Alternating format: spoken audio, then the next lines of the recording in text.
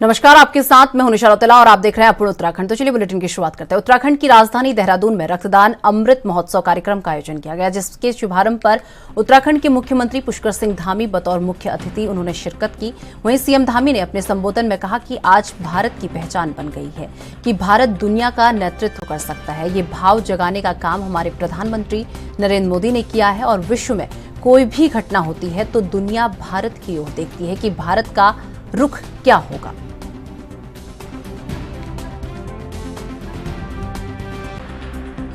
दो दिन की जो कार्यशाला यहाँ पर लगाई गई है, निश्चित रूप से मैं दावे के साथ कह सकता हूँ कि आप सबकी उपस्थिति को देखकर और माननीय न्यायाधीशों के वक्तव्यों को सुनकर कि इस कार्यशाला में से, इस शिविर में से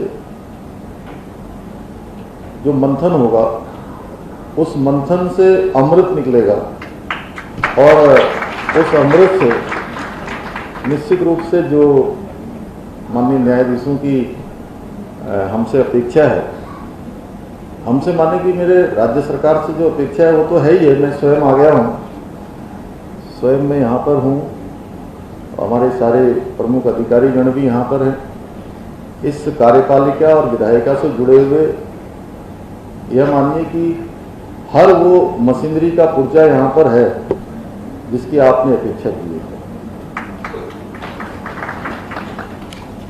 और हम सब लोग इसके प्रति प्रतिबद्ध भी हैं कि इससे बड़ी कार्यशाला कोई हो नहीं सकती, इससे अच्छा काम कोई हो नहीं सकता कि हम ऐसे बच्चों को जो कहीं भटक गए हैं, कहीं दूसरे रास्तों पर चले गए हैं, उनको सही रास्तों पर कैसे लाएं। निश्चित रूप से कार्यशाला का विशेष महत्व है, जहां पालकों की देखरेख, किशोर न्याय के अधिनियम 2015, उन सभी अधिनियमों के लिए एक संरक्षात्मक यानी कि एक वैश्विक छाता जिसको अम्ब्रेला कहते हैं, हम उसमें बच्चों के संरक्षण की बात करते हैं। और इस अधिनियम से जहां बच्चों के जो हित हैं उनको सबसे ऊपर रखा जाता है। सबसे ऊपर अगर कुछ है तो बच्चों। उत्तराखंड के केदारनाथ मंदिर के गर्भगृह में सोने की परत चढ़ाए जाने के तीर्थ पुरोहित के विरोध का कांग्रेस ने भी समर्थन किया है। इस संबंध में उत्तराखंड कांग्रेस की प्रदेश उपाध्यक्ष सुजाता पॉल ने कांग्रेस मुख्यालय देहरादून में प्रेस वार्ता की, जिसमें उन्होंने कहा कि केदारनाथ धाम मोक्ष धाम है और मनुष्य वहां सब कुछ त्याग कर बाबा की आराधना करने आता है और बाबा को ना सोने की जरूरत है और ना ही चांदी की। तो दूसरी तरफ बद्री केदार समिति के अध्यक्ष अजय अजेंद्र ने कहा कि जो भी हो रहा है वो नियम के मुताबिक हो रहा है। अगर किसी भक्त की आस्था है तो अच्छी बात है, हमें इस नेक काम में खुशी होनी चाहिए।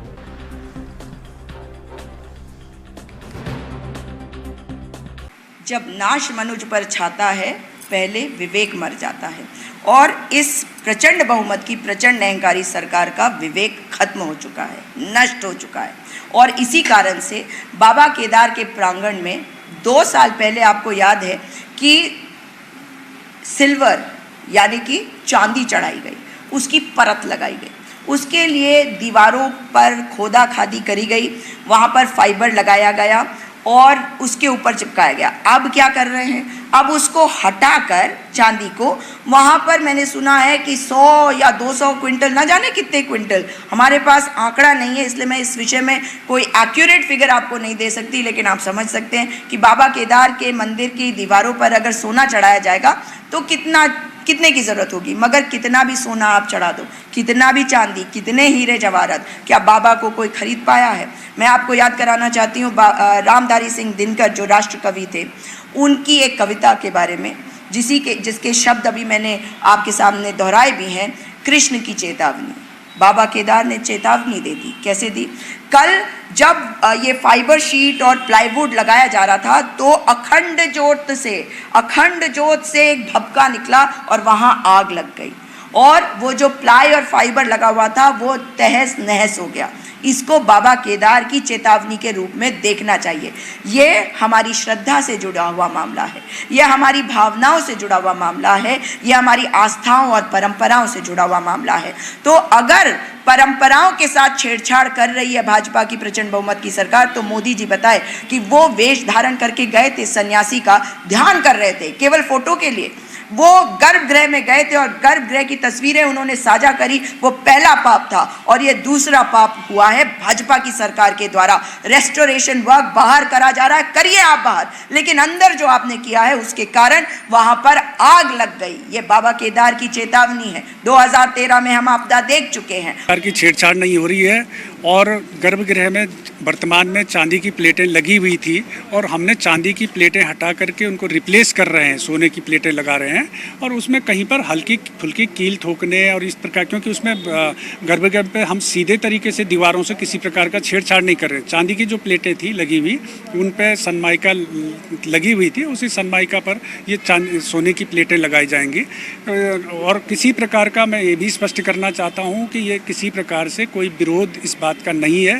कुछ मुट्ठी भर लोग अगर विरोध करते हैं तो उसको पूरे तीर्थ पुरोहित समाज का विरोध नहीं माना जाना चाहिए। तीर्थ पुरोहित समाज के लोग भी बड़ी संख्या में उस कार्य की सराहना कर रहे हैं, क्योंकि जब ये पूरी तरीके से तैयार हो जाएगा, गर्भगृह में स्वर्ण मंडित हो जाएगा, तो उसकी दिव्य और भव्य उसका स्वरूप होगा, अलौकिक छटा उसकी होगी। आप देख सकते हैं काशी विश्वनाथ जी में, सोमनाथ जी में इस प्रकार से वहाँ पर भी स्वर्ण मंडित हुआ है। और ऐतिहासिक रूप से, पौराणिक रूप से भी हम चर्चा करें, आप इतिहास में उठा करके देख सकते हैं कि सोमनाथ जी के मंदिर में इतिहास में वर्णन मिलता है कि 17 बार मुगल आक्रमणकारियों ने आक्रमण किया। और क्योंकि हमारे जो प्राचीन मंदिर थे वो वैभवता के, संपन्नता के प्रतीक थे, स्वर्ण जड़ित होते थे, उनमें तमाम तरीके के आभूषण होते थे। तो इसलिए मुगल आक्रमणकारियों ने तमाम बार उन पर आक्रमण करे, उनमें लूट खसोट करी। तो इसलिए ये प्राचीन काल से ये परंपरा चली आ रही है। हमने इसमें कोई किसी तरीके से किसी परंपरा से छेड़छाड़ नहीं करी। हम पुरातत्व विभाग के जो गाइडलाइंस हैं उनका पालन कर रहे हैं, सरकार के जो दिशा निर्देश हैं उनका पूरी तरीके से उत्तराखंड के अल्मोड़ा में राज्य महिला आयोग की उपाध्यक्ष ज्योति शाह मिश्रा ने अल्मोड़ा पहुंचकर राजकीय महिला संरक्षण गृह और बाल किशोरी गृह का चौक निरीक्षण किया। इस दौरान महिला आयोग की उपाध्यक्ष ज्योति शाह ने यहां रह रही किशोरियों और महिलाओं से उनकी समस्याओं पर बात की और साथ ही उन्होंने समस्याओं के निराकरण का आश्वासन भी दिया। आपको बता दें कि ज्योति शाह मिश्रा ने राजकीय संरक्षण गृह महिला में रह रही चर्चित दलित हत्याकांड में मारे गए जगदीश की पत्नी से भी मुलाकात की।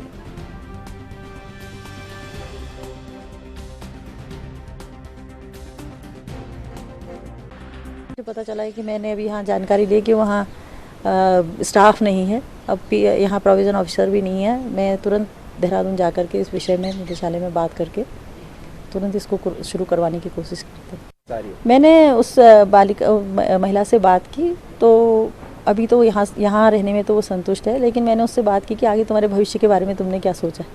तो वो पढ़ना चाहती है और उसको ज़्यादा काम तो कुछ आता नहीं है, तो घर के काम आते हैं। तो ऐसे कहीं पर उसको कोई जॉब मिले ऐसा देखेंगे। अभी डीएम साहिबा से बात करूँगी। जैसे भीमताल में SOS है, दिल्ली में SOS है, तो वहाँ पर पोस्ट खाली होती हैं, तो वहाँ उसकी सुरक्षा भी होती है, क्योंकि वो सब सुरक्षित स्थान है। देहरादून में आज सीएम आवास में राष्ट्रीय स्वयंसेवक संघ के पदाधिकारियों और कार्यकर्ताओं के प्रतिनिधिमंडल ने सीएम पुष्कर सिंह धामी से मुलाकात की और इस दौरान उन्होंने मुख्यमंत्री को एक ज्ञापन सौंपते हुए कहा कि संघ के पदाधिकारियों को बदनाम करने के लिए एक फेक लिस्ट सोशल मीडिया पर प्रसारित की जा रही है और उन्होंने मुख्यमंत्री से इसकी उच्च स्तरीय जांच करवाए जाने का भी अनुरोध किया।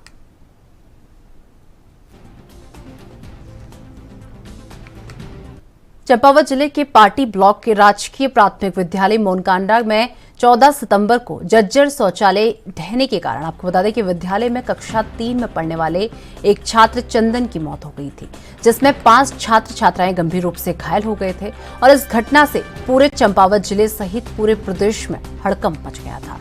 सीएम धामी द्वारा मजिस्ट्रियल जांच के आदेश भी जारी कर दिए गए थे और इस मामले का शिक्षा विभाग चंपावत के द्वारा संज्ञान लिया गया और जिला शिक्षा अधिकारी बेसिक्स चंदन सिंह बिष्ट ने कार्रवाई करते हुए मोनकांडा प्राथमिक विद्यालय के शिक्षक देवराम को कार्य में लापरवाही बरतने के आरोप में निलंबित कर दिया गया।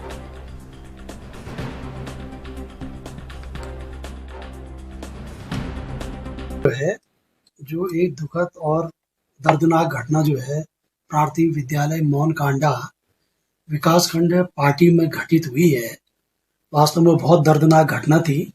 हम लोग भी जो है घटना स्थल पर गए थे, तो उसमें जो है संबंधित उप शिक्षा अधिकारी को मैंने ये निर्देशित किया था कि आप जो है इस संबंधित टीचर के खिलाफ जो है अनुशासनात्मक कार्रवाई के लिए जो है एक प्रस्ताव तत्काल मेरे पास प्रस्तुत करें, और उनके द्वारा जो है यह प्रस्ताव जो है मुझे प्रेषित भी किया गया है, जिसके अनुपालन में जो है मैंने इन्हें जो है आज ही जो है निलंबित किया है।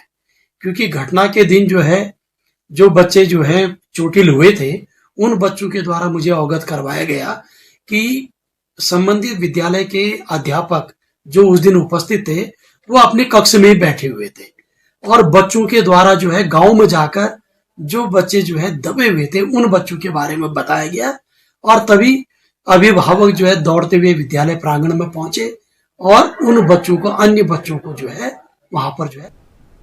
उत्तराखंड के पौड़ी गढ़वाल में इंटर कॉलेज में तिरंगे को गलत तरीके से रखने का मामला सामने आया है। आपको बता दें कि मामले का संज्ञान लेते हुए मुख्य शिक्षा अधिकारी ने जांच की बात कही है, और इंटर कॉलेज के पूर्व प्रबंधक उत्तम नेगी ने बताया कि किसी कार्य से स्कूल में गए थे और इस दौरान देखा गया कि स्कूल में तिरंगे को गलत ढंग से रखते हुए तिरंगे का अपमान किया गया है। और वहीं मुख्य शिक्षा अधिकारी डॉक्टर आनंद भारद्वाज ने बताया कि यदि स्कूलों में तिरंगे की अवहेलना की गई है तो उसकी जांच कराकर उसके खिलाफ कार्रवाई की जाएगी।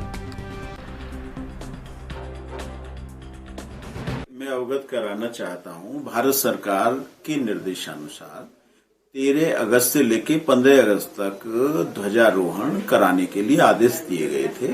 प्रत्येक विद्यालय में और प्रत्येक गांव के प्रत्येक घर में तिरंगा फहराया गया है। मुझे अभी तक तिरंगा झंडा के दुरुपयोग या गलत प्रयोग की कोई भी शिकायत प्राप्त नहीं हुई है। जैसा आप कह रहे हैं, मेरे अभी संज्ञान में आया है, मैं इसकी भी जांच कराता हूं।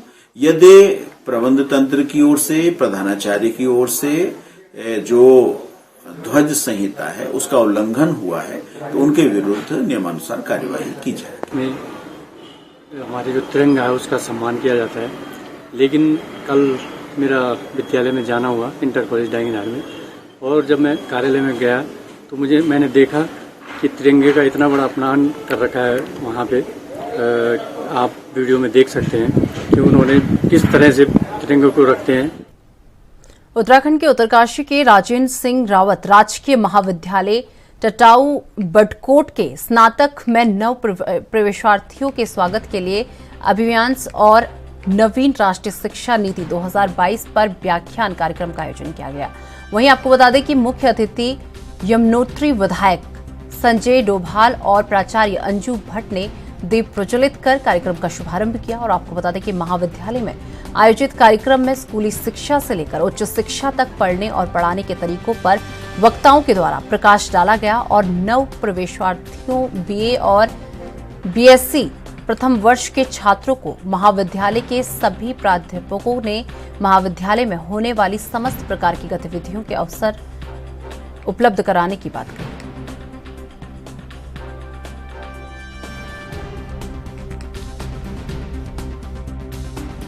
ये आज स्नातक के जो नए प्रवेशार्थी छात्र छात्राएं थे उनका प्रोग्राम था। उसके लिए आज हम सभी महाविद्यालय परिवार आदरणीय प्राचार्य जी ने हमें आमंत्रित किया, और हमने यहाँ पर आके सभी का उत्साहवर्धन किया, क्योंकि ये जो अभी नव प्रवेशार्थी है ये इनकी भविष्य के लिए एक नई शुरुआत है। एक नई ऊर्जा के साथ उन लोगों को हमने कहा कि आप लोग अपने नए जीवन में नई ऊर्जा के साथ पढ़ाई करें, जिससे कि आगे आप अपने क्षेत्र में, देश विदेश में अपने क्षेत्र का नाम रोशन करें। एजुकेशन पॉलिसी है, उससे रिलेटेड एक वर्कशॉप भी थी। सभी टीचर्स ने न्यू एजुकेशन पॉलिसी से रिलेटेड व्याख्यान दिए। जो इम्पोर्टेंट बातें थी वो बच्चों के साथ शेयर की। कॉलेज में जितनी भी एक्टिविटीज़ होती हैं, चाहे एनसीसी, एनएसएस, रोवर रेंजर्स, जैविक खेती, मुख्यमंत्री नवाचार योजना, करियर काउंसलिंग, सब बातों पर, छात्रवृत्ति की योजना, सब चीज़ों की जानकारी जो है वो हमारे प्राध्यापकों द्वारा छात्रों को दी गई है। और आज हमारा यहाँ पे इंडक्शन प्रोग्राम था, और यहाँ पे हमारे विधायक जी श्री संजय डोभाल जी आए थे, और उन्होंने हमें अपनी मैं आगे बढ़ने के लिए प्रोत्साहित किया और हमारे लिए उन्होंने बहुत कुछ सुविधाएं उपलब्ध करवाई हैं। और मैं यही कहना चाहूँगी कि जो आज सबको उन्होंने आगे बढ़ने के लिए कहा है, और इसी के साथ मैं अपने सहपाठियों को कहना चाहूँगी कि वो भी आगे बढ़ने के लिए यहाँ आए विद्यालय में। दिल्ली से प्रधानमंत्री नरेंद्र मोदी क्या कुछ कह रहे हैं, आइए आपको सुनाते हैं। निर्भर होते भारत की गूंज सिर्फ भारत में नहीं बाहर भी सुनाई देती है।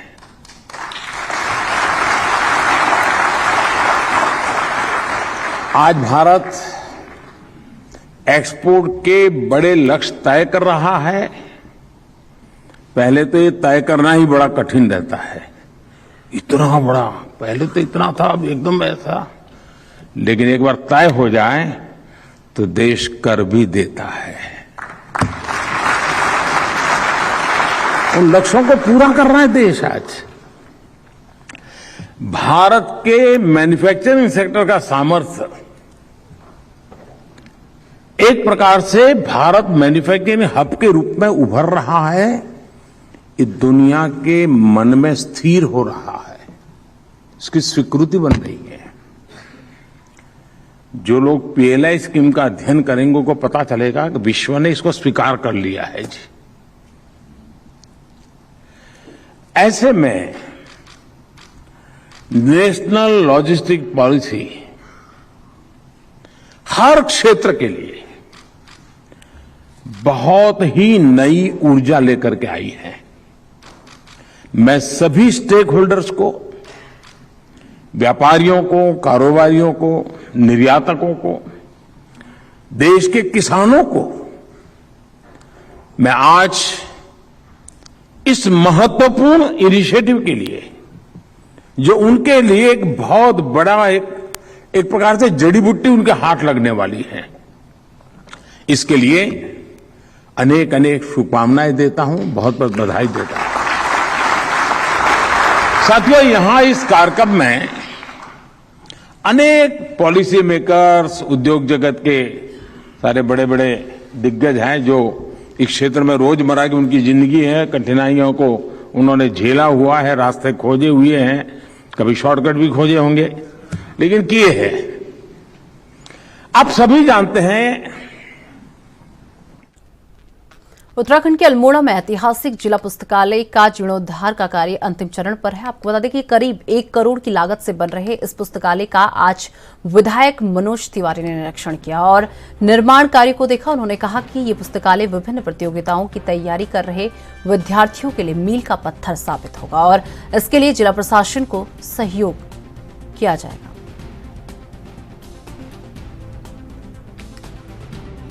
और विगत कई वर्षों से इस पुस्तकालय की स्थिति, इस भवन की स्थिति बहुत ही दयनीय थी, जीर्ण शीर्ण थी और मेरे द्वारा स्वयं इसका चुनाव जीतने के बाद निरीक्षण किया गया और यहीं से जिलाधिकारी को निर्देश दिए गए और मैं धन्यवाद देना चाहता हूं कि जिलाधिकारी जी द्वारा, शासन द्वारा इसमें पैसा अवमुक्त किया गया और ये अब इसका पुनः निर्माण का कार्य प्रारंभ हो चुका है और लगभग समाप्ति की ओर है। मैं समझता हूं कि इसके पूर्ण होने के पश्चात और यहाँ पर जब सारी पुस्तकें आ जाएंगी तो मैं समझता हूँ कि बच्चों को अपने अध्ययन का जो मौका मिलता था और बढ़िया तरीके से यहाँ पर अध्ययन कर सकेंगे और ये जो एक संरक्षित इसको हम कर सकते थे, इसको एक अच्छे रूप से हम लोगों ने संरक्षित कर। उत्तराखंड के नैनीताल के नौकुचिया ताल का हेलीपैड बदहाली का दंश झेल रहा है। सरकार की बेरुखी की मार इस कदर पड़ी है कि ना आने जाने के रास्ते ठीक हैं और ना ही हेलीपैड की हालत। दरअसल कम समय से दूर दराज से पर्यटकों को लाने के लिए सरकार हवाई सेवा देने में जुटी हुई है, तो वहीं नैनीताल जिले में कुल 42 हेलीपैड इसके लिए तैयार होने हैं और जिसके लिए जिले के बेलुवान खान, भवाली, सैनिटोरियम और मुक्तेश्वर में इसकी प्लानिंग की गई है। आपको बता दें कि डांडीमा, छोई के साथ अन्य हिस्सों में नए हेलीपैड और हेलीड्रोम को बनाया जाना है। हालांकि डीएम नैनीताल कह रहे हैं कि पुराने हेलीपैड को भी बेहतर किया जाएगा।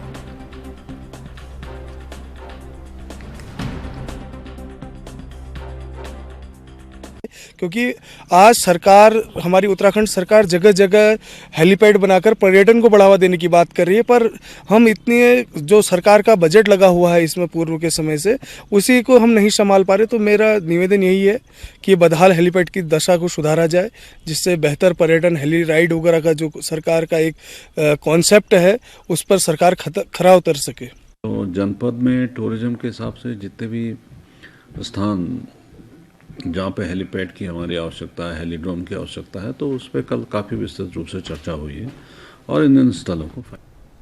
तो चलिए मेरे साथ अपन उत्तराखंड में बस इतना ही। देश दुनिया की तमाम बड़ी खबरों के लिए देखते रहिए एनबी न्यूज़। नमस्कार।